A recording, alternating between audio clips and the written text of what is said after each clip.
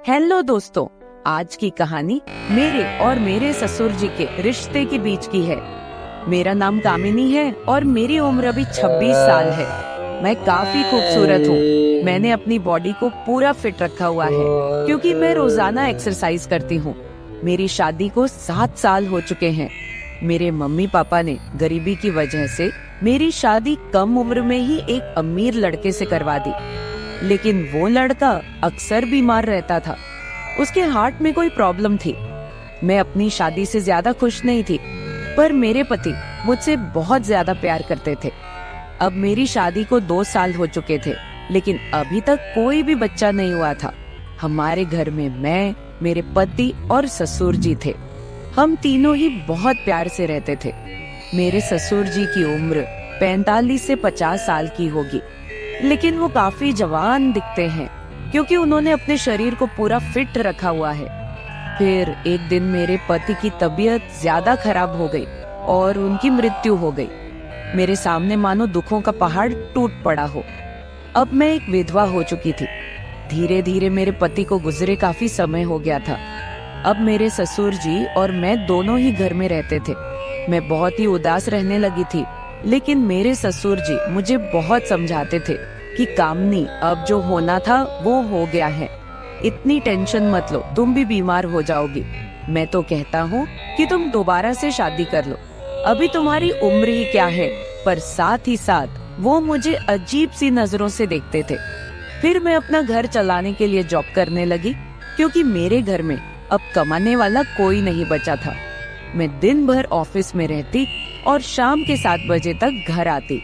ससुर जी का बिजनेस ठीक ठाक चलता था, पैसों की कुछ खास चिंता नहीं थी। फिर भी मैं सोचती हूँ कि खाली घर पर बैठकर क्या करूँगी, इसलिए जॉब करती हूँ और थोड़ा दिल भी बहल जाता है और टाइम पास भी हो जाता है। अब मेरे पति को गए हुए बहुत दिन हो चुके थे, इसलिए मैं उनकी मृत्यु के सदमे से थोड़ा थोड़ा बाहर निकल रही थी। ऑफिस की सहेलियों ने मुझे बहुत समझाया कि तुम शादी कर लो। मेरी एक बहुत अच्छी सहेली है, हम दोनों साथ साथ ऑफिस जाती हैं। एक दिन ऑफिस से निकलते वक्त मेरी सहेली ने मुझे घर पर बुलाया क्योंकि मेरे ऑफिस और घर के बीच ही मेरी सहेली का घर है। तो मैं उसके घर चली गई। हमने चाय पी और फिर इधर उधर की थोड़ी बातें की। मेरी सहेली ने कहा कि क्या तुझे पता है ऑफिस में क्या चल रहा है? मैंने कहा नहीं यार, मुझे उससे क्या फर्क पड़ने वाला है। वैसे भी तो मैं ऑफिस में अपना मन बहलाने के लिए ही जाती हूँ। फिर मेरी सहेली बोली, फिर तू सुन ले, हमारे ऑफिस में सभी लोग एक दूसरे से मिलकर रहते हैं और किसी को भी कोई समस्या हो वो सभी मिलकर सुलझा लेते हैं। देखो, जो काम वाली आंटी है वह विधवा हो चुकी है, लेकिन ऑफिस के लोगों ने मिलकर उनकी शादी करवा दी है। अब वह बहुत खुशी खुशी रहती है और उनका भी एक सहारा बन गया है। मैंने उसकी बातों पर ज्यादा ध्यान नहीं दिया और वहाँ से अपने घर चली आई। मैं थोड़ा थोड़ा अपनी सहेली की बातों को समझ रही थी कि वो मुझे शादी करने के बारे में बोल रही है। फिर मैंने घर आकर ससुर जी को खाना बना कर दिया और खुद भी खाना खाया। मैं अपने कमरे में बैठी थी, मुझे नींद नहीं आ रही थी। सुबह के लगभग 10 बज रहे थे। आज रविवार था, मुझे ऑफिस नहीं जाना था। तभी मेरे दिमाग में मेरी सहेली के मुंह से सुनी हुई बातें चलने लगी। मैं सोच सोचकर परेशान सी होने लगी। फिर मेरे दिमाग में कुछ आया और मैं अपने ससुर जी के कमरे की ओर चली गई। जब मैं अपने ससुर जी के रूम में गई तो उनके हाथ में एक किताब थी। मुझे देखकर उन्होंने किताब को तकिए के नीचे रख दिया। मैंने देख लिए था कि ससुर जी कौन सी किताब देख रहे हैं। मैंने कहा, ससुर जी आप क्या पढ़ रहे हो? वो बोले, कुछ नहीं बहू, किताब देख रहा था बस। बताओ क्या बात है? मैं बोली, कुछ नहीं। ससुर जी मुझे आपसे कुछ जरूरी बात करनी है। उन्होंने कहा, हाँ बहू कहो क्या बात करनी है। मैंने कहा, ससुर जी बात थोड़ी अजीब है, मैं सोच रही थी कि आपसे कहूँ कि नहीं। उन्होंने कहा, अरे पहले तुम बोलो तो सही, क्या बात है? ऐसा कभी हुआ है कि तुमने कभी मेरे से कुछ मांगा हो और मैंने तुम्हें ला के ना दिया हो? तुम मेरा इतना ख्याल रखती हो, जो भी बात है खुलकर बोलो। फिर मैंने हिम्मत करके ससुर जी को बोला कि अब मेरे पति की मृत्यु को 2 साल होने को आए हैं उनकी मृत्यु के बाद से मैं बड़ी मुश्किल से सदमे से बाहर आई हूँ।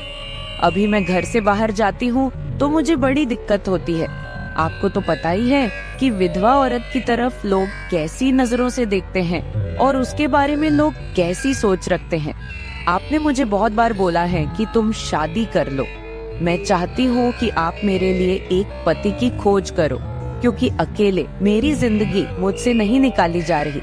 मैं भी चाहती हूँ कि मेरा भी कोई जीवन साथी हो जो मेरे सुख दुख की बात करे और मुझे बहुत ज्यादा प्यार करे। आपको पता है, एक औरत की कई जरूरतें होती हैं जो सिर्फ पति ही पूरी कर सकता है।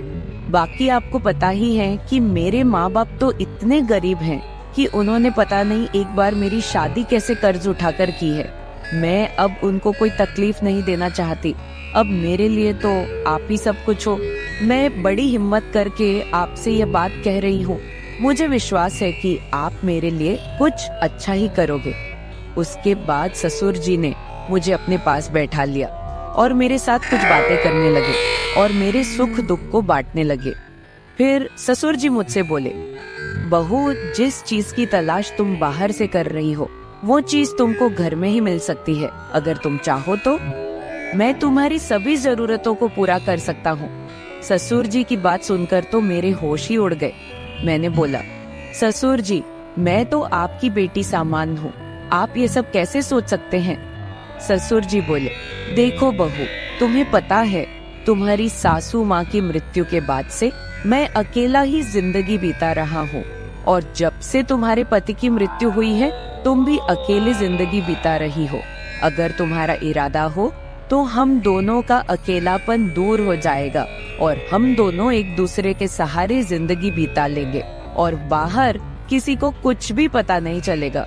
बाकी मेरे जाने के बाद ये सारी प्रॉपर्टी भी तो तुम्हारी ही है और इस प्रॉपर्टी को संभालने वाला भी तो कोई चाहिए। बाकी लोगों की टेंशन मत लो, वो तो जब तुम विधवा की जिंदगी जी रही हो तब भी बातें करते थे और अब भी बातें करेंगे। सच कहूँ तो बहू, मैं तो उसी वक्त तेरा दीवाना हो गया था जब मैंने तुम्हें पहली बार देखा था। फिर मैंने ससुर जी को बोला कि मैं सोचकर बताती हूँ। अगली सुबह में उठी और खाना बनाने लगी। अगले दिन मैं ऑफिस नहीं गई, मैं किचन में खाना पका रही थी।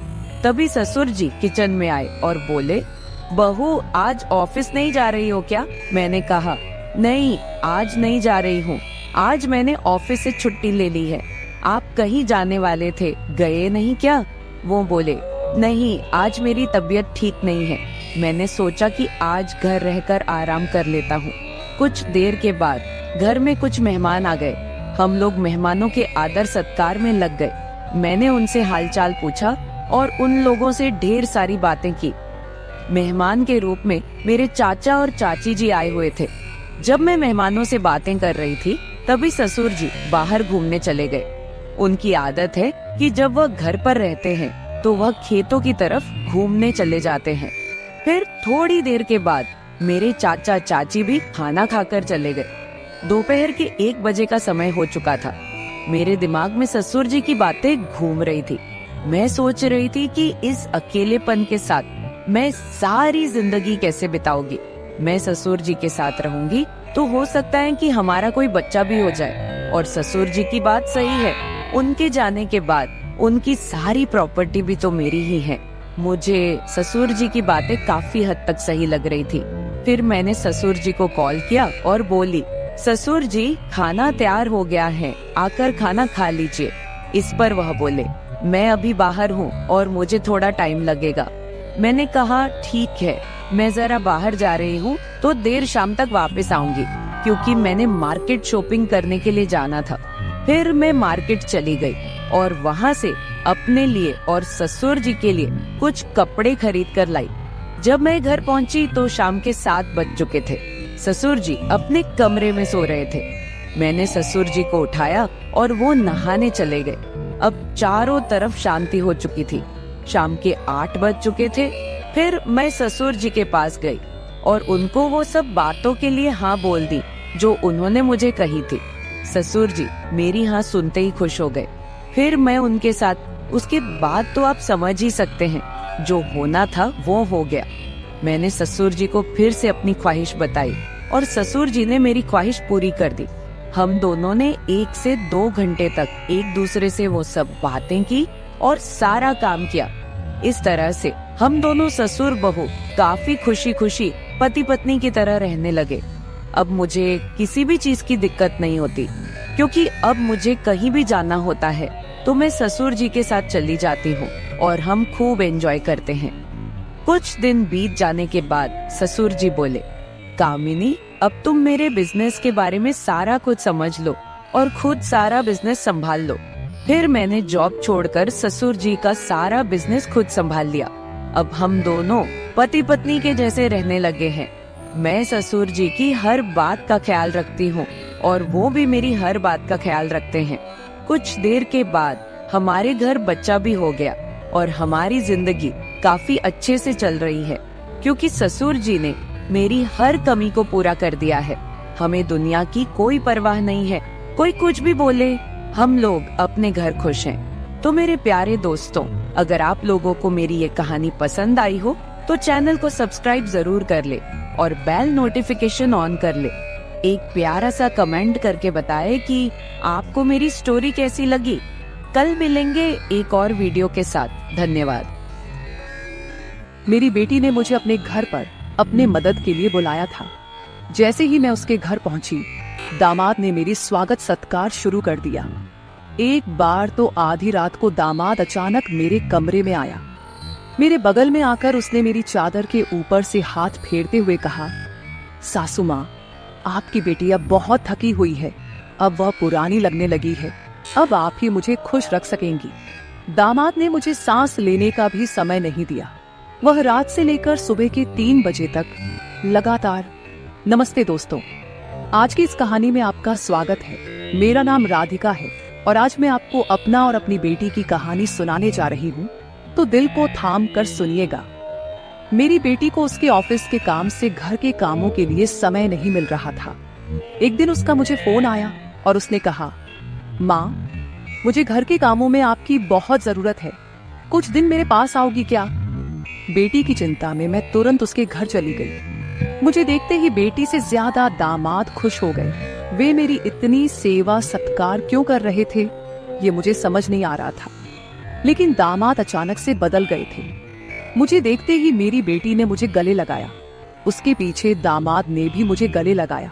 इससे पहले उन्होंने कभी मुझे इस तरह से गले नहीं लगाया था। अचानक उनमें इतना बदलाव कैसे आ गया, ये मेरी समझ में नहीं आया। जब दामाद ने मुझे गले लगाया तो मुझे बहुत शर्म महसूस हुई। मेरी बेटी सरिता ने अपने पति के इस व्यवहार पर ध्यान भी नहीं दिया। जैसे ही मैं बेटी के घर पहुंची, उसने मुझसे कहा कि वह मेरे हाथों से बनी उसकी पसंदीदा सब्जी खाना चाहती है। आते ही मैं फ्रेश होकर बेटी के किचन में चली गई। उस रात दामाद और बेटी दोनों बड़े चाव से खाना खा रहे थे। खाना खत्म होते ही सरिता बोली, माँ, आज आपके हाथ का खाना खाकर बहुत अच्छा लगा। उसके कहने पर दामाद ने भी हामी भरते हुए कहा, मुझे तो ऐसा लग रहा है जैसे बहुत दिनों बाद पेट भरकर खाया हो। दामाद ने मेरी तारीफ किया तो सरिता ने अपने पति को गुस्से से देखना शुरू कर दिया।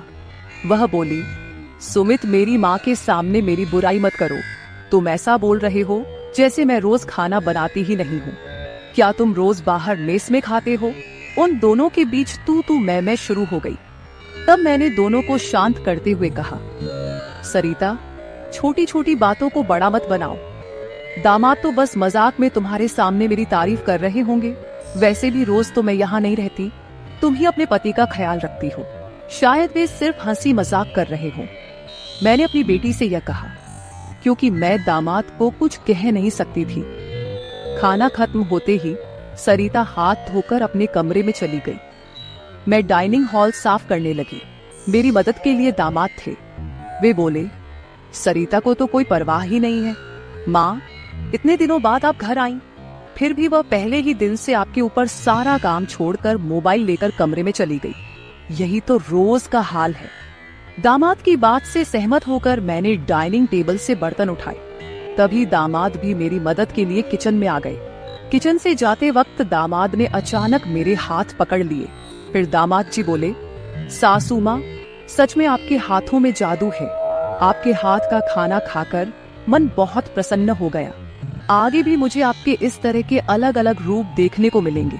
मेरा ना कोई साला है और न कोई साली।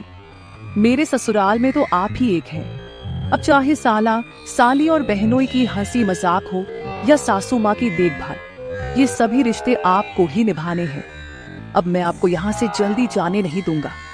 मुझे दामाद का प्यार समझ में आया, लेकिन इसके पीछे उनका क्या मकसद था, इस पर मैंने ज्यादा गहराई से सोचा नहीं था। इसी तरह कुछ दिन और बीत गए। मुझे बेटी के घर आए कुछ ही दिन हुए थे, तभी मैंने महसूस किया कि उन दोनों पति पत्नी के बीच कुछ ठीक नहीं था। लगातार 3 दिन से मुझे रात को उनकी बड़बड़ाहट और दामाद की आवाज उनके कमरे से सुनाई दे रही थी। वह बात प्रेम की तो बिल्कुल नहीं थी। उन दोनों के बीच कुछ गड़बड़ थी, ये मुझे साफ महसूस हो रहा था, क्योंकि जब से मैं वहां आई थी मैंने उन्हें कभी साथ में हंसते खेलते नहीं देखा था।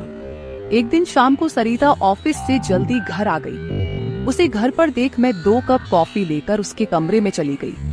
मुझे उससे थोड़ी बात करनी थी। कॉफी का बहाना लेकर मैं उसके कमरे में गई। मैंने उसके हाथ में कॉफी का कप दिया, लेकिन वह मुझसे बात करने के बजाय मोबाइल में व्यस्त थी।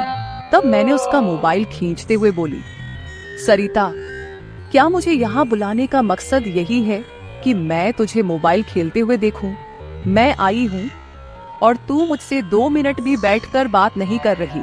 अरे 2 शब्द माँ से तो बोल, और अगर तुझे बात नहीं करनी तो मुझे तुझसे बात करनी है। जैसे ही मैंने उसका मोबाइल छीन लिया, उसका ध्यान मेरी ओर हो गया। वह बोली, बोलो माँ, तुम्हें मुझसे क्या इतना जरूरी बात करनी है? तब मैंने उससे कहा, सरिता, तू खुद को इतनी कूल दिखाती है, क्या सच में तू वैसी ही है? क्या सच में तुम्हारे घर का माहौल इतना कूल है? मेरी बातों पर सरिता के चेहरे पर एक सवालिया निशान उभर आया। वो बोली, माँ, तुम क्या बोल रही हो? मुझे तो कुछ समझ में नहीं आ रहा। जो बोलना है सीधे बोलो। अब तुम टीचर नहीं हो और ना मैं तुम्हारी स्टूडेंट, जो तुम मुझसे इतने सख्ती से बात कर रही हो। सरिता के कंधे पर हाथ रखकर मैंने उससे कहा, अरे पिछले 3 दिनों से रात को मुझे तुम्हारे कमरे से तुम दोनों की बड़बड़ाहट सुनाई दे रही है। क्या तुम दोनों के बीच सब कुछ ठीक है? अभी तुम्हें बच्चा भी होना है। अभी से ही तुम्हारे बीच अनबन शुरू हो गई है। अभी तो तुम्हें साथ में पूरा जीवन बिताना है। ये सही तरीका नहीं है। मेरी बातों का जवाब देते हुए सरिता बोली, माँ, मुझसे कहने के बजाय समीर से कहो, क्योंकि हमेशा वही झगड़ा शुरू करता है। उस दिन भी देखा ना, कैसे वह खाने की टेबल पर मुझे कुछ भी बोल रहा था। फिर वह बोली, माँ, अब तुम ही बताओ, मैं ऑफिस में भी थक जाती हूँ। ऊपर से घंटों ट्रैफिक में फंसकर घर आना पड़ता है। अब 3 दिन से तुम घर आई हो तो मुझे थोड़ी राहत मिली है, नहीं तो रोटियां बेलते वक्त भी मेरी आंख लग जाती थी। अब इतनी थकान के बाद भी मैं समीर को कैसे समय दूं? समीर तो कुछ समझने को तैयार ही नहीं है। और वैसे भी तुम्हें यहाँ बुलाने का आइडिया उसी का था। वह कह रहा था कि सासू माँ के आने से तुम्हें भी थोड़ा आराम मिलेगा। तुम यहाँ आई हो तो उसकी खाने की शिकायतें भी थोड़ी कम हो गई हैं। नहीं तो हर बात में ये ऐसा और वो वैसा ही चलता रहता था। तुम्हें बुलाने से पहले वह कह रहा था कि जब मेरी सासू माँ आएंगी तो मैं उनसे सारी ख्वाहिशें पूरी करवाऊंगा। अब तुम्हारे दामाद को तुमसे क्या ख्वाहिशें पूरी करवानी है, ये तुम ही देख लो। उसकी शिकायतों से तो मुझे थोड़ी राहत मिल गई है। सरिता की बातें सुनकर मुझे लगा कि सच में उसे काम से समय नहीं मिल पाता होगा, इसलिए समीर को खाने पीने की परेशानी हो रही होगी, और शायद इसलिए उन्होंने मुझे कुछ दिनों के लिए बुला लिया होगा। लेकिन दामाद को मुझसे और भी ख्वाहिशें पूरी करवानी थी, इसका मुझे कोई अंदाजा नहीं था। सरिता की बातें सुनकर मुझे लगा कि उनके बीच सामान्य झगड़े हैं जो वे खुद सुलझा लेंगे। इसलिए आगे मैंने सरिता को और नहीं समझाया। जैसे ही मैं उसके कमरे से बाहर निकली, मुझे दामाद की गाड़ी का आवाज सुनाई दिया। उस दिन समीर भी जल्दी घर आ गए थे। उन्हें घर में देखकर मैंने कहा, आज आप जल्दी आ गए, चलो अच्छा हुआ। आज तुम दोनों बाहर जाकर डिनर कर लो, घर में संभाल लूंगी। उन्हें थोड़ा बाहर घूमने फिरने का मौका मिलेगा, इसलिए मैंने उन्हें डिनर के लिए बाहर जाने को कहा। लेकिन दामाद ने कहा, सासू माँ, होटल जाने की जरूरत नहीं है। आज मेरे बॉस का 50वां जन्मदिन है। बॉस ने जन्मदिन के मौके पर एक 5 स्टार होटल में पार्टी रखी है और हमें खास तौर पर उस पार्टी में बुलाया गया है। समीर की बात सुनकर मैंने कहा, अरे वाह, तो फिर तुम दोनों जल्दी से अच्छे से तैयार हो जाओ और साथ में पार्टी में जाओ। तब दामाद जी बोले, सासू माँ, हम दोनों अकेले नहीं जाएंगे। बॉस ने पूरे परिवार को बुलाया है और आप भी हमारे परिवार हैं, इसलिए आप भी हमारे साथ चलो। तब सरिता भी मुझसे जिद करने लगी। उसने कहा, माँ, घर पर तुम अकेले बैठी क्या करोगी? तुम भी हमारे साथ चलो, तुम्हें भी अच्छा लगेगा। एक तो जब से तुम यहाँ आई हो, मैं तुम्हें कहीं बाहर घुमाने भी नहीं ले जा पाई। मैं छुट्टी लूंगी तो लूंगी, पर अभी तो तुम हमारे साथ बाहर चलो, कम से कम तुम्हारा भी मन थोड़ा हल्का हो जाएगा। उन दोनों का इतना जोर बढ़ गया कि मुझे भी उनके साथ जाने के लिए तैयार होना पड़ा। मैं हमेशा कहीं भी जाती थी तो अपने साथ 1-2 पार्टी वियर कपड़े रखती थी। इस बार भी मैंने पिंक रंग की नेट वाली साड़ी साथ रखी थी। मैंने वही साड़ी पहनकर अच्छे से तैयार होकर कमरे से बाहर आई। जैसे ही मैं बाहर आई, दामाद मुझे लगातार देखने लगे। वो मुझे ऊपर से नीचे तक नजर फेरने लगे। उन्होंने कहा, आज आपको सासू माँ कहने में मुझे शर्म आ रही है, क्योंकि आप किसी भी तरह से उम्रदराज नहीं लग रही हैं। आज तो आप किसी हीरोइन से कम नहीं लग रही हैं। दामाद की बातों पर मुस्कुराते हुए मैं बाहर गाड़ी के पास चली गई। कुछ देर बाद घर को लॉक करके बेटी और दामाद भी बाहर आ गए।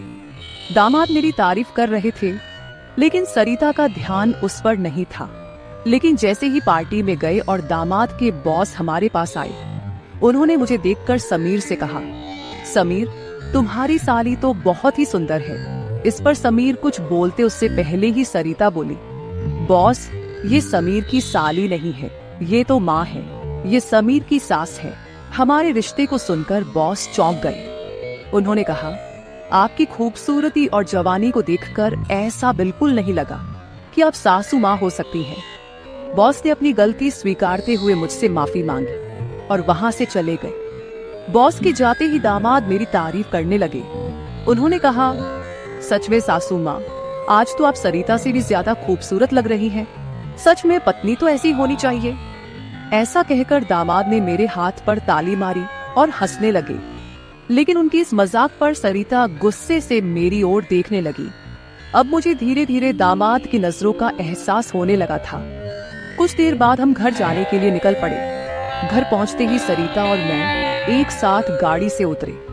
गाड़ी से उतरते ही सरिता ने मुझसे कहा, माँ, आज के बाद तुम्हें इतना सजने संवरने की कोई जरूरत नहीं है। थोड़ा अपनी उम्र के हिसाब से रहना सीखो। गुस्से में तीखे शब्द बोलते हुए सरिता पैर पटकती हुई घर के अंदर चली गई। मुझे उसका गुस्सा कुछ समझ नहीं आया। असल में मुझे तो किसी भी बात पर गुस्सा आने का सवाल ही नहीं था।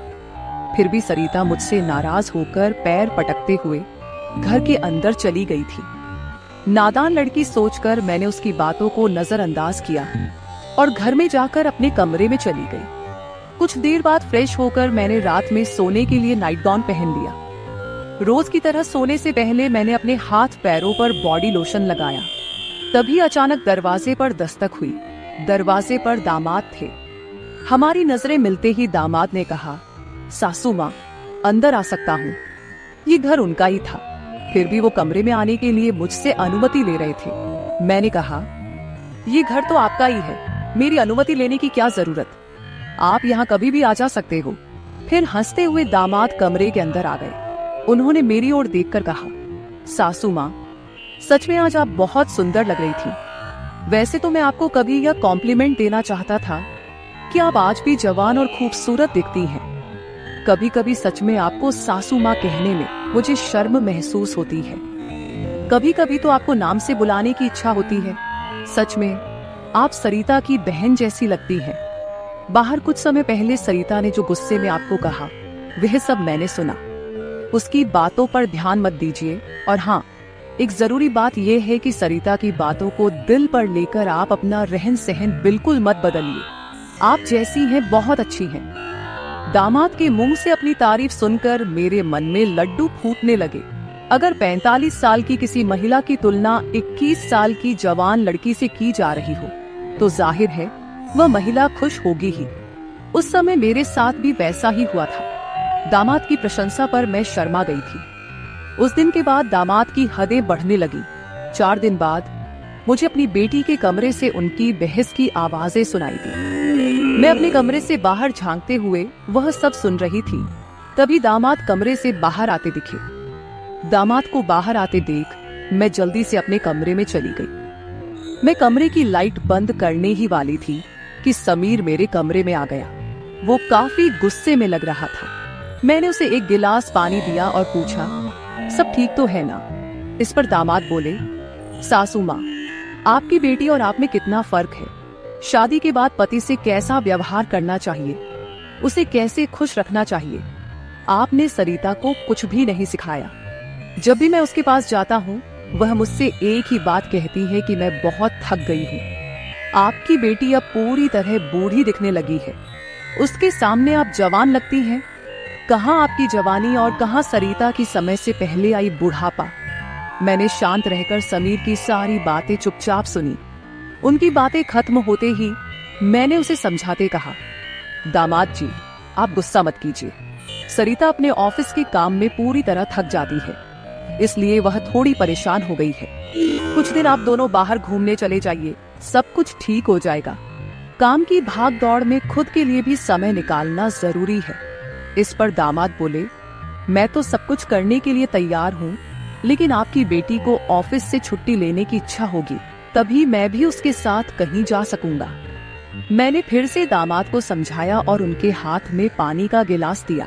दामाद से बात करते हुए अनजाने में मेरा हाथ उनके पैर पर रख दिया गया। अचानक दामाद ने अपने पैर पर रखा मेरा हाथ अपने हाथ से पकड़ा और मेरे हाथ से गिलास को एक ओर रखते हुए दूसरे हाथ से मेरे चेहरे से बाल हटाकर बोले, सासू माँ, आप सच में बहुत सुंदर हैं। आपको देखकर तो सरिता को देखने की इच्छा ही नहीं होती। कहाँ आपके चेहरे का तेज और कहाँ सरिता की झुर्रियां। दामाद मेरे सामने मेरी बेटी की बुराई कर रहे थे। मैंने उन्हें कहा, आप मेरी सुंदरता की तारीफ कर रहे हैं, इसके लिए धन्यवाद, लेकिन जिस लड़की के बारे में आप बुरा भला कह रहे हैं वह मेरी बेटी है, ये मत भूलिए। दामाद बोले, सासू माँ, मैं कुछ गलत नहीं कह रहा हूँ, जो सच है वही कह रहा हूँ। अब सरिता बूढ़ी दिखने लगी है तो क्या करूँ? आपके सामने वह सच में फीकी पड़ती है। आपकी सुंदरता बेहद मनमोहक है। बोलते बोलते दामाद की नजर मुझ पर टिकने लगी थी।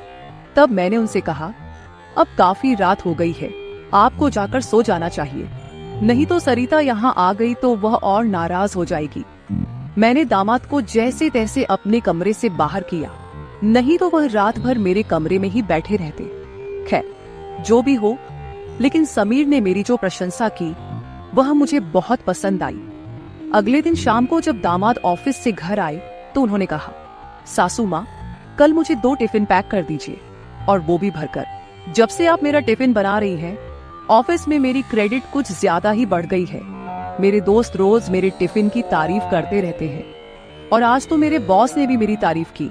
सबको लगा कि मेरी पत्नी ने इतना अच्छा खाना बनाया है, लेकिन मैंने सबका भ्रम दूर कर दिया और उन्हें बताया कि यह जादू मेरी पत्नी के हाथों में नहीं, बल्कि मेरी सासू माँ के हाथों में है। कल मेरे बॉस ने आपसे टिफिन मांगा है, और हाँ, टिफिन के साथ आप भी अच्छे से तैयार रहिएगा, क्योंकि बॉस ने आपको भी मिलने के लिए बुलाया है। मेरे दोस्तों को भी आपसे मिलने की इच्छा है। दामाद मेरी तारीफों के पुल बांध रहे थे, तभी सरिता वहीं बैठी थी। बातें करके समीर डाइनिंग हॉल से बाहर चले गए। मैं भी किचन में रात का खाना बनाने जाने लगी। तभी सरिता ने कहा, माँ, तुम्हें अपने दामाद के सामने ज्यादा कूल बनने की कोशिश नहीं करनी चाहिए। मैंने तुम्हें उसी दिन समझाया था कि तुम्हें अपनी उम्र के हिसाब से रहना चाहिए। अब ना तुम नौकरी करती हो, ना पापा है, तो तुम्हें इन सब नखरों की क्या जरूरत है। कल तुम समीर के ऑफिस जा ही रही हो तो एकदम साधारण और सादगी से जाओ। मुझे तुम्हारा यह टाप टिप रहना बिल्कुल अच्छा नहीं लगता। मेरी अपनी बेटी मुझ पर हुक्म चलाने लगी थी। उस समय मुझे सरिता की बातों पर बहुत गुस्सा आया। मैंने उससे कहा, सरिता, उस दिन मैंने तुम्हें बच्चा समझकर कोई जवाब नहीं दिया। लेकिन अब तुम्हारी हिम्मत बढ़ती जा रही है। याद रखना, मैं तुम्हारी माँ हूँ, ये मत भूलना। मुझसे बात करते समय अपनी जुबान का ख्याल रखो। एक बात तो तुम्हें भी अच्छे से पता है कि मुझे हमेशा से टाप-टिप रहने की आदत है। मैं अपनी आदत किसी के कहने से नहीं बदलूंगी। इंसान जितना अच्छा रहता है उतना ही फ्रेश दिखता है, यही मेरा मानना है। तुम चाहे कुछ भी कहो, मैं अपनी रहन सहन नहीं बदलने वाली। अगर किसी को बदलना है तो तुम खुद को बदलो, अपना चिड़चिड़ा स्वभाव बदलो। कभी कभी तो मुझे लगता है कि तुम मेरी ही बेटी हो या नहीं। उस दिन पहली बार मैं अपनी बेटी से इतने गुस्से में बात कर रही थी। इससे पहले सरिता ने भी कभी मुझसे इतने कटु शब्दों में बात नहीं की थी। इसलिए उससे गुस्सा होकर मैं किचन में चली गई। उस रात खाना खाते समय भी मैंने किसी से बात नहीं की। अगले दिन दोपहर के 1 बजे के बाद मुझे मेरे दामाद का फोन आया, तो मैं तैयार होकर उनके ऑफिस जाने के लिए निकली। शाम को मैं और समीर साथ ही घर लौटे। मुझे और समीर को साथ देखकर सरिता और भी ज्यादा नाराज हो रही थी। अब मुझे उसकी नाराजगी से कोई फर्क नहीं पड़ता था। वो तो अपने पति को भी खुश नहीं रख पाई थी। मैंने भी अब उससे किसी तरह की कोई उम्मीद नहीं रखी थी। लेकिन इधर मेरे दामाद अब मुझसे बहुत अच्छे से पेश आने लगे थे। हर 2-3 दिन में वो मुझसे कहते कि उनके ऑफिस में उनके दोस्तों ने या कभी उनके बॉस ने मुझसे मिलने के लिए बुलाया है। उस दिन भी सुबह नाश्ता करते समय दामाद ने मुझसे कहा, सासू माँ, घर के सारे काम जल्दी निपटा लीजिए क्योंकि आज भी आपको ऑफिस जाना है। मैंने उनकी बात पर सहमति जताई। जैसे ही समीर ऑफिस के लिए निकले, सरिता ने मुझे घेर लिया। उसने कहा, माँ, मैं कुछ दिनों से देख रही हूँ रोज तुम अपने दामाद के ऑफिस जा रही हो, शाम को उनके साथ हंसती खेलती घर लौटती हो। अब भी तुम दोनों में सास दामाद का रिश्ता बरकरार है या फिर सीमाएं पार हो गई हैं? उस समय सरिता कुछ ज्यादा ही बोल गई थी। मैंने उस पर जोर से चिल्लाई, फिर भी उसे कोई फर्क नहीं पड़ा। उसने कहा, मुझ पर चिल्लाने की बजाय एक बार यह सोचो कि तुम्हारा और तुम्हारे दामाद का रिश्ता किस मोड़ पर जा रहा है। अगर मेरी बात समझ में नहीं आई तो तुम यहाँ से जा सकती हो। उसकी बातें सुनकर मेरी आंखों से आंसू बहने लगे। मेरे आंसुओं की परवाह किए बिना सरिता ऑफिस चली गई। उसके बाद 5 घंटे बीत गए, लेकिन मैं अपने कमरे में बैठी आंसू बहाती रही। समीर के लगातार फोन आ रहे थे, लेकिन मैंने फोन उठाने से इनकार कर दिया। 5 घंटे बाद मैंने खुद को संभाला और अपना बैग पैक करने लगी।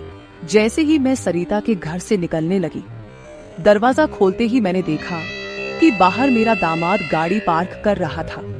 मुझे अचानक जाता देख उन्होंने मेरा हाथ पकड़ा और सीधे घर के अंदर ले आए। कमरे में पहुंचते ही समीर ने मेरा बैग खाली कर दिया। वह बोले, सासू माँ, ये क्या हो रहा है?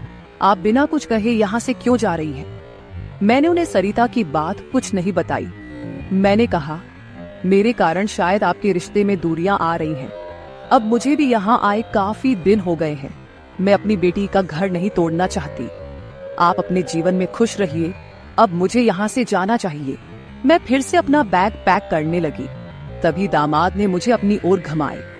फिर मेरे कंधे पर हाथ रखकर उन्होंने कहा, सासू माँ, जरूर सरिता ने आपको कुछ बुरा भला कहा होगा। मैंने आपको पहले ही समझाया था कि उसकी बातों पर ध्यान न दे। वह मूर्ख है, उसे खुद को संभालना नहीं आता। मुझे तो लगता कि आपकी बेटी आपसे जलने लगी है। जो लोग जलते हैं वे दुआ नहीं देते, इसलिए आपको भी बेफिक्र होकर ठाठ से रहना चाहिए। समीर मुझे हंसाने की कोशिश करने लगे। मेरी आंखों में आंसू देखकर उन्होंने मेरे आंसू पोंछे और कहा, किसी की बातों से इतना हताश मत होइए, मैं आपके साथ हूँ। उनके बोलने में एक अलग ही प्यार था। उस दिन के बाद से रोज रात को जब सरिता सो जाती, समीर मेरे कमरे में आने लगे। अब उनका मेरे कमरे में आना मुझे खटकता भी नहीं था, क्योंकि हमारा रिश्ता एक अलग ही मोड़ पर जाने लगा था। अब समीर मेरे सिर्फ दामाद नहीं रहे। 4-5 दिन से समीर मेरे कमरे में आ रहे थे। कुछ दिन बाद अचानक मेरे मन में ख्याल आया कि अगर सरिता को यह सब पता चल गया तो, इसलिए मैं समीर के सामने यह सवाल रखी।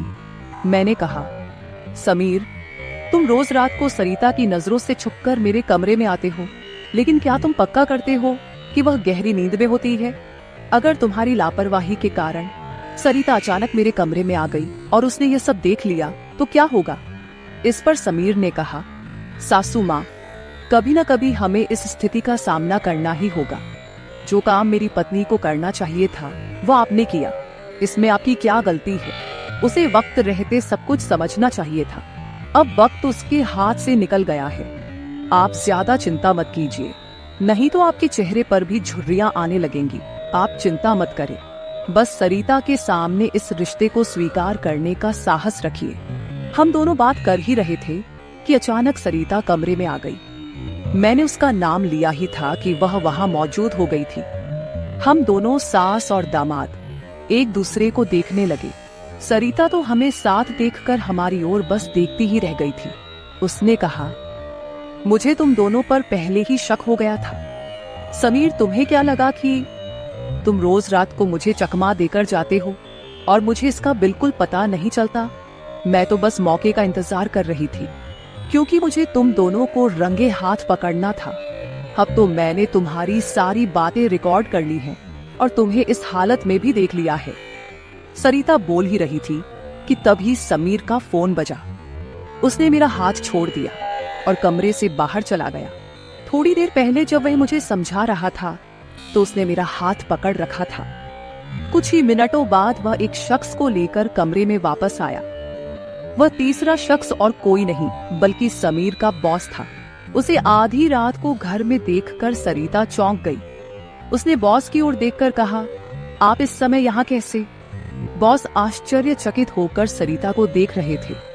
तब सरिता बोली, आप यहाँ क्यों आए हैं ये तो मुझे नहीं पता, पर मुझे अब एक गवाह मिल गया है। वह बॉस के सामने मेरे और मेरे दामाद के रिश्ते के बारे में बकवास करने लगी। तभी समीर के बॉस यानी रघुवीर जी सरिता की ओर देखकर बोले, सरिता, तुम यह क्या बकवास कर रही हो? तुम्हें पता है तुम अपनी माँ और अपने पति के बारे में क्या कह रही हो? अब तो सरिता और भी ज्यादा बकवास करने लगी। तभी समीर उस पर चिल्लाया। उसने कहा, मैं अभी तक सब सुन रहा था। मुझे पता था कि तुम समझदार नहीं हो, इसलिए मैंने तुम्हें कुछ नहीं बताया। लेकिन अब तुम बॉस के सामने कुछ भी बकवास करने लगी हो। शायद अब तुम्हें सच बताने का समय आ गया है। मैं समीर को शांत रहने के लिए कह रही थी, लेकिन उसने मेरी एक न सुनी। वह बोला, माँ, अब और कितने दिन आप यह सब बातें छुपा कर रखेंगी? इस तरह मन मारकर जीवन को सुखमय नहीं बनाया जा सकता। जीना है तो खुले दिल से जियो। आपको किसी से डरने की जरूरत नहीं है, क्योंकि आपने कोई अपराध नहीं किया। समीर ने सरिता से कहा, सरिता, पिछले कुछ दिनों से मैं इस कमरे में आ रहा हूँ, ये सच है। लेकिन मैं इस कमरे में क्यों आ रहा था, इसका कारण वो नहीं है जो तुम सोच रही हो। इसका असली कारण कुछ और ही है। मैं यहाँ इसलिए आता था ताकि अपने बॉस को तुम्हारी माँ के कमरे में सुरक्षित छोड़ सकूं। मैं तुम्हारी माँ के साथ नहीं बल्कि मेरे बॉस होते थे। जिस दिन हम बॉस के जन्मदिन की पार्टी में गए थे, उस रात जब हम पार्टी से घर लौटे थे तो मैंने तुम्हारी माँ को उनके कमरे में रोते हुए देखा था। उसी रात बॉस ने मुझसे तुम्हारी माँ का फोन नंबर भी लिया था। उस रात बॉस बार बार तुम्हारी माँ को फोन कर रहे थे। उस रात जब मैं अचानक तुम्हारी माँ के कमरे में गया तो मैंने उनके फोन में बॉस के कई मिस्ड कॉल देखे। अगले दिन मैंने बॉस से इस बारे में पूछा, तभी मुझे सच्चाई पता चली। एक समय था जब तुम्हारी माँ और बॉस एक ही कॉलेज में पढ़ते थे। इतना ही नहीं, उन दोनों के बीच प्यार भी था, लेकिन घर वालों के दबाव के कारण वे अपना जीवन एक साथ नहीं बिता सके। पर किस्मत ने 30 साल बाद उन्हें एक बार फिर से आमने सामने खड़ा कर दिया। तुम्हारी माँ कुछ बोलने के लिए तैयार नहीं थी, लेकिन बॉस की वजह से मुझे उन दोनों के रिश्ते के बारे में पता चला। तब से मैंने जानबूझकर कभी दोस्तों का बहाना बनाया तो कभी बॉस का, ताकि तुम्हारी माँ और बॉस को एक दूसरे से मिलवा सकूं। धीरे धीरे मैंने तुम्हारी माँ के चेहरे पर खुशी देखनी शुरू की। वह भी अपना पुराना रिश्ता जीने लगी, लेकिन तुमने इसे गलत समझा और माँ पर गलत आरोप लगाए। तुम्हारे आरोपों के बाद तुम्हारी माँ ने घर से बाहर निकलना बंद कर दिया। तब से मैंने इस प्रेमी जोड़े की मुलाकात अपने घर में ही करानी शुरू कर दी। तुम्हारी माँ जानती थी कि तुम इस उम्र में उनके और बॉस के रिश्ते को स्वीकार नहीं करोगी, इसलिए उन्होंने कभी तुमसे खुलकर बात नहीं की। लेकिन अब मुझे लगता है कि उन्हें अपनी जिंदगी का फैसला खुद करने देना चाहिए। सरिता बोली, समीर, तुम मेरी माँ को उनके प्रेम से मिलने के लिए इतना प्रयास कर रहे थे, तुम दामाद होकर भी कोई आपत्ति नहीं कर रहे थे और मेरी माँ को एक बार फिर से जीने का मौका दे रहे थे। मैं आगे बढ़ी और सरिता से आंसू भरी आंखों के साथ बोली, मुझे माफ कर दे बेटी, मुझे इस उम्र में यह सब नहीं करना चाहिए था, मुझे रघुवीर से फिर से नहीं मिलना चाहिए था। लेकिन तू चिंता मत कर, सुबह होते ही मैं यहाँ से चली जाऊंगी। मैं रघुवीर से कभी नहीं मिलूंगी। इस उम्र में मुझे यह बातें तुम्हारे मुंह से सुनने से पहले ही मैं यहाँ से चली जाती हूँ। मेरी आंखों में आंसू देखकर सरिता बोली, माँ, मुझे माफ कर दो, मैंने तुम्हें समझा ही नहीं, ना मैंने कभी तुम्हारे अकेलेपन को महसूस किया। अब वो समय तो बीत गया, पर अगर तुम मेरे लिए जी सकती हो तो फिर मैं तुम्हारी खुशी में क्यों नहीं शामिल हो सकती। तुम्हारे समय में दादा ने तुम्हारी शादी नहीं होने दी होगी, लेकिन अब मैं उनके नक्शे कदम पर नहीं चलूंगी। मैं तुम्हें और बॉस को आपके आगे के जीवन के लिए ढेर सारी शुभकामनाएं देती हूँ। बॉस मुझे मेरे पिता के रूप में स्वीकार है। बेटी की सहमति सुनकर मेरी आंखों में आंसू भर आए। रघुवीर भी मेरी तरह ही अपने जीवन में अकेले थे। अगले 3 दिनों के भीतर मेरी और रघुवीर की रजिस्टर्ड मैरिज मेरी बेटी और दामाद की मौजूदगी में हो गई। शायद ये पहली बार हुआ होगा कि एक बेटी ने अपनी माँ की विदाई की थी। मेरी विदाई के समय मैंने सरिता को एक सीख दी। मैंने उससे कहा, सरिता, पैसा सब कुछ नहीं होता, इसीलिए हमेशा पैसे के पीछे भागना छोड़कर कभी अपने परिवार पर भी ध्यान देना चाहिए। कर्तव्यों से भागकर ना तो जीवन पूरा होता है, ना ही खुशियां मिलती हैं। अब समय आ गया है कि तुम अपनी जिम्मेदारियों पर ध्यान दो। सरिता ने मुझसे वादा किया कि आगे से वो अपने घर की जिम्मेदारियों को निभाने में पीछे नहीं हटेगी। मेरी विदाई होते ही सरिता ने पूरे 20 दिनों की छुट्टी ली। शादी के 2 साल बाद मेरी बेटी और दामाद एक बार फिर हनीमून पर गए। तो दोस्तों, शादी और प्यार की कोई उम्र नहीं होती। जहाँ दिल मिलते हैं वही रिश्ते भी अपने आप बन जाते हैं। बस जरूरत होती है एक दूसरे को समझने की। तो मेरे प्यारे दोस्तों, यह थी हमारी आज की छोटी सी कहानी। आपको ये कहानी कैसी लगी कमेंट करके जरूर बताएं। अगर आप ऐसी ही और भी इंटरेस्टिंग और रोमांटिक कहानियां सुनना चाहते हो तो चैनल को सब्सक्राइब जरूर कर ले और बेल आइकॉन ऑन कर ले, ताकि आपको मेरी आने वाली नई वीडियो की सूचना तुरंत मिल सके। कल मिलेंगे एक और नई कहानी के साथ। धन्यवाद।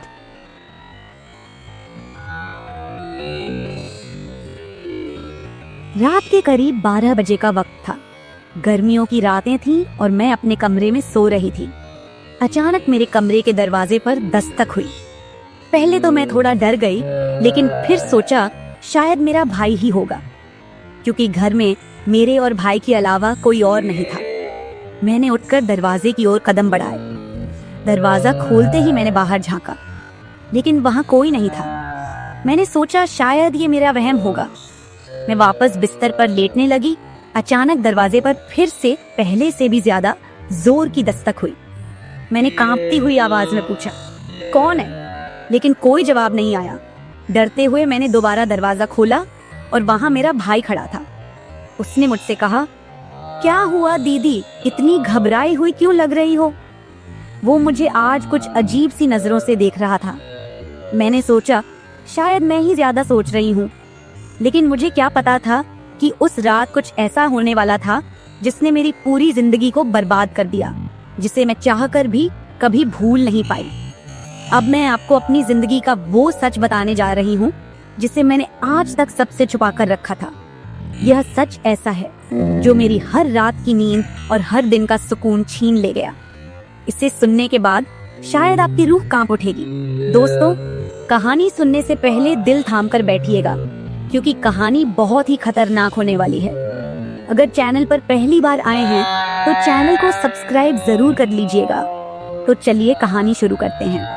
मेरी उम्र 20 साल हो चुकी थी और मैंने नया नया जवानी की दहलीज पर कदम रखा था। मैं कॉलेज में 2nd ईयर की पढ़ाई कर रही थी। उन दिनों गर्मी का मौसम था और हमें कॉलेज से छुट्टियां मिल गई थी। रोज की तरह आज भी पूरे घर की सफाई करने के बाद मैं अपने बिस्तर पर आराम कर रही थी। थकान से चूर होकर ऐसा लग रहा था जैसे पूरा बदन अकड़ गया हो। मैं अपने बिस्तर पर लेटकर सुकून पाने की कोशिश कर रही थी और हाथों से अपने सिर की मसाज कर रही थी। अचानक मेरा भाई राहुल मेरे कमरे में आया और दरवाजा बंद करके कहने लगा, क्या हुआ दीदी, तबीयत तो ठीक है? मैंने कहा, क्या भाई, मम्मी सारा काम मेरे सर पर डालकर चली जाती हैं। कॉलेज की छुट्टियां क्या हुई, सारे घर की जिम्मेदारी मुझ पर आ गई है। ऊपर से काम वाली बाई भी छुट्टी पर है। मुझसे नहीं होते ये घर के काम। मेरी बात सुनकर वह मेरे पास आकर बैठ गया और कहने लगा, मेरी प्यारी बहन, कोई बात नहीं, मैं अभी तुम्हारे लिए दूध लेकर आता हूँ, उसे पियोगी तो सुकून मिल जाएगा। राहुल की बात सुनकर मैं मुस्कुरा दी और कहा, बस तुम खाना बाहर से ले आना, मैं थोड़ी देर सोऊंगी तो मेरी तबीयत कुछ बेहतर हो जाएगी। राहुल कमरे से निकल गया। कुछ देर बाद ठंडे दूध के गिलास के साथ वह वापस आया। मुझे उस पर बहुत प्यार आया। दुनिया में बहुत कम ही ऐसे भाई होते हैं जो अपनी बहनों का इतना ख्याल रखते हैं। मैं उसे ढेर सारा आशीर्वाद देने लगी और उसका लाया हुआ दूध पीने लगी। दूध पीने के बाद मैं अपने बिस्तर पर लेट गई। राहुल कहने लगा, चलो दीदी, मैं तुम्हारा सिर दबा देता हूँ, तुम सो जाओ। वह मेरे पास बैठ गया और अपने हाथों से मेरा सिर दबाने लगा। उसके हाथों से मुझे सुकून मिलने लगा और मेरे सर का दर्द भी कम हो गया था। मैं आंखें मूंद कर लेट गई और कुछ ही देर में मैं गहरी नींद सो गई। मुझे कोई भी होश नहीं था कि मैं कितने घंटे तक सोती रही। जब मेरी आंख खुली तो मैंने घड़ी पर टाइम देखा। रात के 9 बज चुके थे। शायद थकावट की वजह से मुझे वक्त का एहसास ही ना हुआ। मम्मी और पापा भी ऑफिस से वापस आ चुके थे।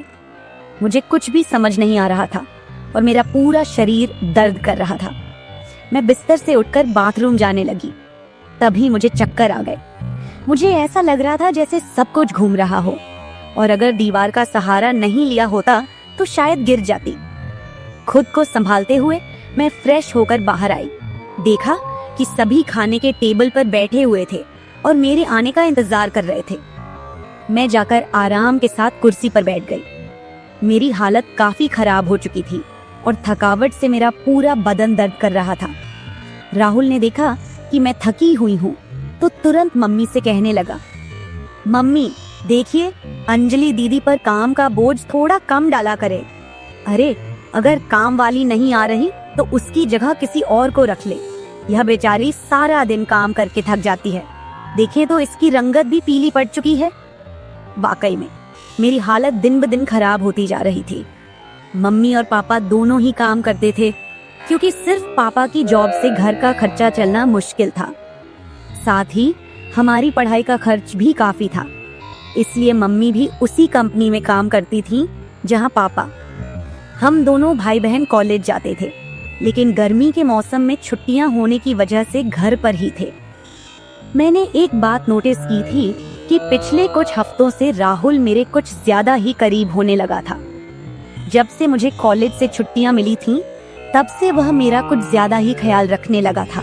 अगर मैं घर का कोई काम करती तो वह आकर मदद करने लगता। कभी कभी काम करते वक्त मुझे थकावट महसूस होती तो वह मुझे आराम से बिठाकर मेरा सिर दबा देता। जब मैं उसे मना करती तो वह हंसते हुए कहता, नहीं दीदी, तुम बहुत काम करती हो, अब मेरा हक बनता है कि तुम्हें सुकून दूं। मैं उसे रोक नहीं पाती और चुपचाप लेटी रहती। लेकिन एक रात जो हुआ उससे मेरे होश उड़ गए थे। क्या राहुल कभी ऐसा कर सकता था? मैं अपने कमरे में सो रही थी। आधी रात के करीब मुझे महसूस हुआ कि जैसे कोई मेरे कमरे में आकर खड़ा हो गया हो। धीरे धीरे वह बिस्तर के पास आ रहा हो और मैं सोते हुए भी महसूस कर सकती थी कि कुछ अजीब हो रहा है। मुझे तुरंत झटका सा लगा और मैंने आंखें खोल दी। कमरा पूरी तरह से अंधेरे में डूबा हुआ था और जब मैंने उठकर देखा तो अंदर कोई नहीं था। बस कमरे का दरवाजा थोड़ा सा खुला हुआ था और मुझे याद था कि मैं हमेशा सोने से पहले दरवाजा बंद करके सोती थी। तो फिर वह कैसे खुला था? मैं चुपचाप उठकर दरवाजे को लॉक करने लगी। फिर से बिस्तर पर जाकर सोने की कोशिश की, लेकिन जैसे ही मेरी आंखें बंद हुईं, मुझे फिर से कुछ कदमों की आहट सुनाई दी। जैसे कोई बिस्तर के पास आकर बैठा हो, और फिर मुझे लगा जैसे कोई मेरे पास आकर अपना हाथ बढ़ा रहा हो। मैंने पलट कर देखा, लेकिन कोई नहीं था। मेरी धड़कन तेज हो गई थी और मुझे घबराहट होने लगी थी। मैंने घबराते हुए कमरे की लाइट ऑन की और दरवाजा खोलकर बाहर झांका, लेकिन वहां कोई नहीं था। आज से पहले ऐसा कभी नहीं हुआ था जो अब हो रहा था। मुझे प्यास लगी तो मैं कमरे का दरवाजा खोलकर बाहर निकली। उसी वक्त राहुल भी अपने कमरे से बाहर निकला। मुझे देखकर उसने पूछा, क्या बात है, आप अभी तक जाग रही हैं? मैंने जवाब दिया, कुछ नहीं, बस ऐसा महसूस हुआ जैसे कमरे में कोई मौजूद हो। पानी पीकर मैं दोबारा कमरे में आई और पीछे पीछे वह भी आ गया। उसने कहा, आपको डरने की जरूरत नहीं है। अगर आपको डर लग रहा है तो मैं आपके पास सो जाता हूँ। मैंने उसे मना किया, नहीं, तुम्हें परेशान होने की जरूरत नहीं है, जाओ और आराम करो। लेकिन वह जिद करने लगा कि मैं आपको अकेला किसी भी हाल में नहीं छोड़ सकता। आपकी तबीयत खराब हो सकती है, मैं आपको तकलीफ में नहीं देख सकता। आप सो जाएं, मैं यही सो जाता हूँ। आखिरकार उसकी जिद के आगे मुझे झुकना पड़ा। मैं बिस्तर पर लेट गई और उसने भी सोफे पर तकिया रखा और मेरे पास में ही सो गया। लेकिन उस रात मुझे ऐसा महसूस हुआ जैसे कोई मेरी ओर काफी देर तक ध्यान से देखता रहा हो। उसने मेरे बालों को सहलाया, मेरे चेहरे पर उंगलियां फेरी और मैं सो रही थी। अगली सुबह जब मैं उठी तो मेरा मूड बड़ा अजीब था, लेकिन जब मैंने अपने आप पर गौर किया तो मैं हैरान रह गई।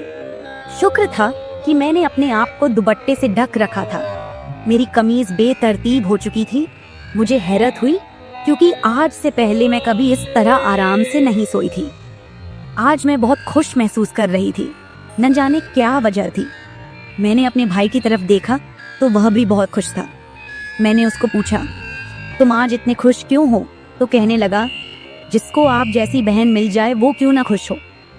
घर के सारे काम निपटाकर जब मैं बैठी तो राहुल तेल लेकर मेरे पास आ गया। कहने लगा, अंजलि दीदी, आप अपने बाल खोल दे, मैं आपके सर में मालिश कर देता हूँ। मुझे उसकी हरकतें कुछ अजीब लग रही थीं। मैंने कहा, ये तुम्हारा काम नहीं है, जाओ अपनी पढ़ाई करो, मुझे मालिश की जरूरत नहीं है। मगर उसने मेरी बात नहीं मानी और खुद ही मेरे बालों से कैचर उतार कर कहने लगा, आप नखरे मत किया करो, किस्मत वालों को ही ऐसे भाई मिलते हैं। जब आपका भाई आपके खूबसूरत रेशमी बालों में मसाज करना चाहता है तो आपको क्या समस्या हो सकती है? आ जाइए, मैं आपके सर की मसाज कर देता हूँ, आपको बहुत सुकून मिलेगा। वह मुझे उठाकर कमरे में ले गया। मैं बेड पर तकिया रखकर लेट गई। मेरे बाल बेड से नीचे लटक रहे थे।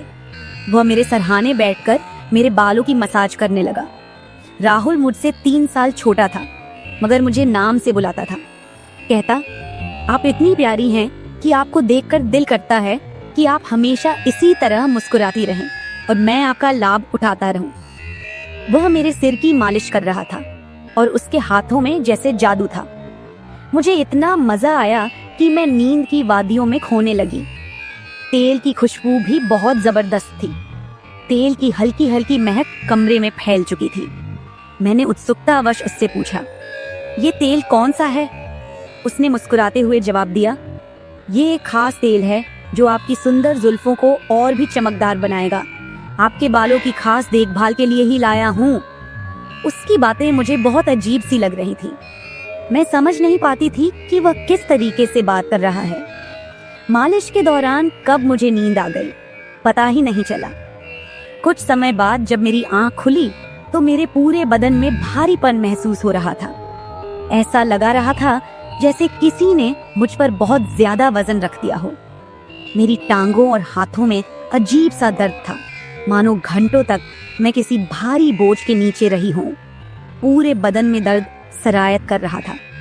मैं धीरे धीरे उठकर बैठी और चारों तरफ नजर दौड़ाई। मेरे कपड़े हल्के हल्के गीले हो गए थे और पंखा भी बंद था। कमरे में गर्मी का एहसास हो रहा था। मैंने चक्कर खाती हालत में बेड से नीचे कदम रखा, मगर पैरों में जैसे जान नहीं थी। मैंने अपने भाई को देखा जो शांत और सामान्य नजर आ रहा था। लेकिन ये सब क्या हो रहा था? मुझे समझ नहीं आ रहा था कि आखिरकार ऐसा क्यों हो रहा है। बड़ी मुश्किल से खुद को घसीटते हुए मैं बाथरूम पहुंची और फ्रेश होकर आई। आईने में अपनी हालत